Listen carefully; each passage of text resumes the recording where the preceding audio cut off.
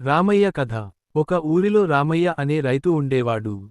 అతను మంచి మనసున్న మనిషి. అతని భార్య పేరు లక్ష్మి. వాళ్ళిద్దరూ చిన్న ఇంట్లో సంతోషంగా జీవించేవారు. రామయ్య పొలం చేసేవాడు. రోజూ తెల్లవారితే పొలానికి వెళ్లి పని చేసేవాడు. వాన వచ్చినా, ఎండ వచ్చినా అతను పని ఆపేవాడు కాదు. రామయ్య పొలం చిన్నదే కాని అతను దానిని ప్రేమతో పెంచేవాడు.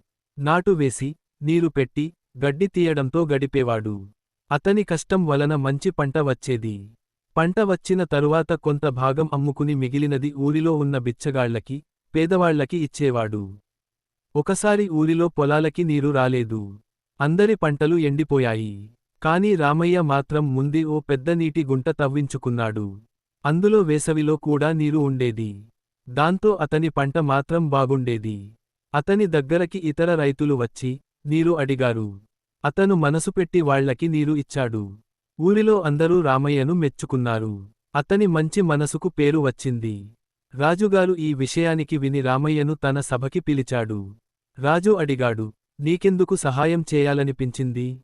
రామయ్య నవ్వుతూ అన్నాడు, అన్నం అందరికీ కావాలి.